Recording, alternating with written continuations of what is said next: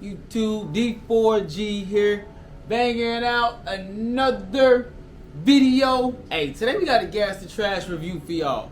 We're going to be talking about a John Varvatos fragrance, and we're going to be reviewing John Varvatos XX Artisan. So we about to tap in and see if this fragrance is some gas, or is this shit just trash? That shit is fucking trash. Shout out to all the new subscribers. Over here we gonna make sure that you're looking good, smelling good, and feeling good. And if you are OG subscriber, you already know what it is, fam. Salute, man. Hope everything is good with you. Y'all already know how we start off over here. Let's go over presentation. Now the presentation on this one as far as the bottle is not bad, but I don't have the box, so you know what that means. Trash. But as far as the bottle goes, not a bad looking bottle, man. Silver all the way around. Has like a little rope texture to it, almost like a woven type texture to it. Very nice, very heavyweight. Cap isn't bad as well. Cap has a little bit of weight to it. Doesn't feel cheap or anything like that. It honestly just feels like a designer presentation. XX John Varvatos on the cap. And your batch code and all the other information is at the bottom. Now let's talk notes. In the opening, you're gonna get hit with some bitter orange and some bergamot. In the mid, you have wormwood, Szechuan pepper, and some geranium. And in the base, we got vetiver, cedar, and some musk. The fragrance experience with this one is pretty nice, man. You do get hit with a little bit of synthetic feel in that opening. Now that opening is gonna be that synthetic feel mixed with a little bit of citruses as well as a bright vetiver. Now I want you to understand this now before we go any further. This fragrance is vetiver dominant throughout every single phase of it, from the top to the mid as well as the base. You're pretty much gonna get a lot of vetiver throughout this whole fragrance. And I must say, especially in the opening, that vetiver is extremely nice, especially in the opening. It's very fresh, it's clean. You do get a little bit of a green feel that's gonna come out later on. And it's somewhat bright in a way. I do truly enjoy the opening of this fragrance. Now it does have a little bit of a bergamot and bitter orange in the opening, but you really don't get too much of the citruses. The three things that you're gonna pick up in the opening, and these aren't even the notes that's in the opening. You're gonna get hit with some vetiver, you're gonna get hit with some Szechuan pepper, and you're gonna get hit with that wormwood.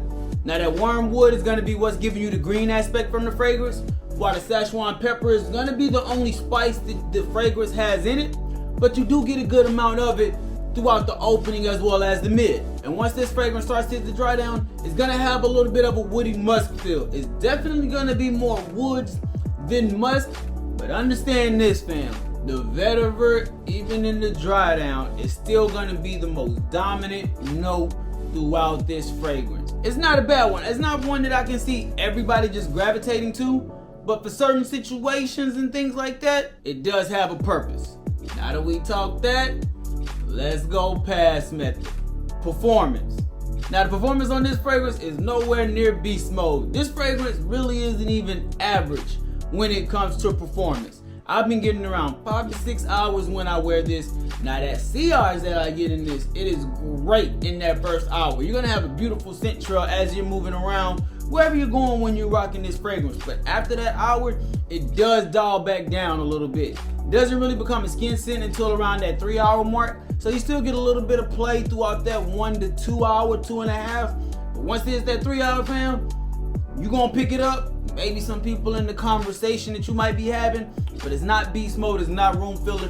You're not really gonna have a long scent trail when you're enjoying and rocking this fragrance. Accessibility. Now this is one that you can find online as well as your department stores. You can find this in the mall, you can find this in a fragrance boutique, you can find this from somebody selling fragrances on the corner, fam. You're gonna be able to find this one and have a lot more accessibility to it compared to what we get out of our Middle Eastern fragrances.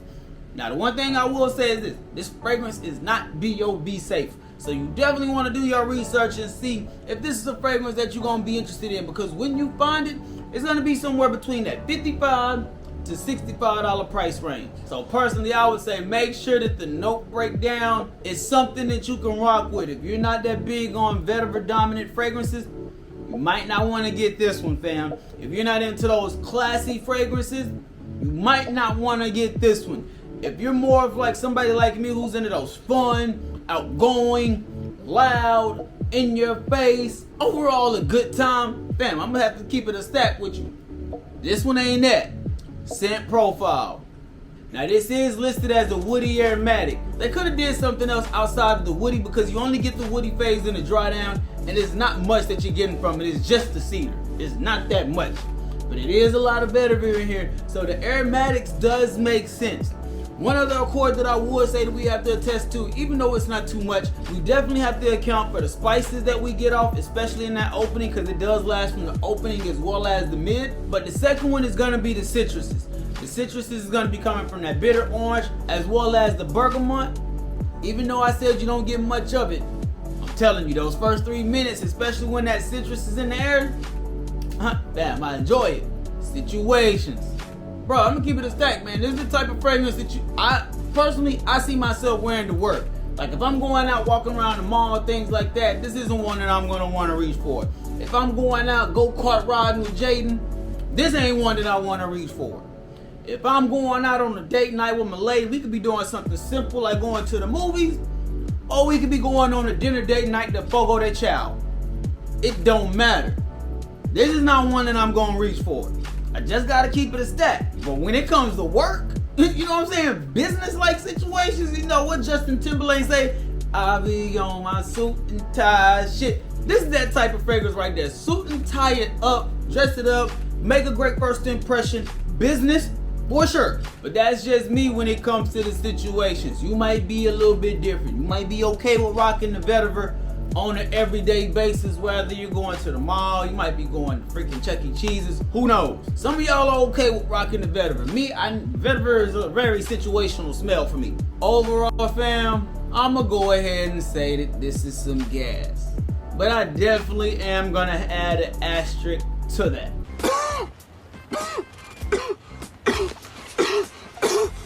I still say that it's gas because just because I don't use a lot of vetiver in a lot of my situations when I'm out and about, a lot of y'all could be different. I could see this being somebody's signature scent. Personally, if you're somebody under 30, this probably ain't gonna be the fragrance that you're gonna be rocking on a daily basis. But if you're somebody over 30, you're somebody who's doing a lot of business, you're somebody who doesn't like those loud in-your-face fragrances, you've grown and matured from those playful fragrances. I'm still on the playful fragrances. That's just me though. But if you're somebody who likes those more classier scents, those more gentleman type scents, this is gonna be the one that you want to get your hands on, fam. It is nice. Now the way that vetiver comes off, especially throughout all phases of it, I do enjoy that part of it.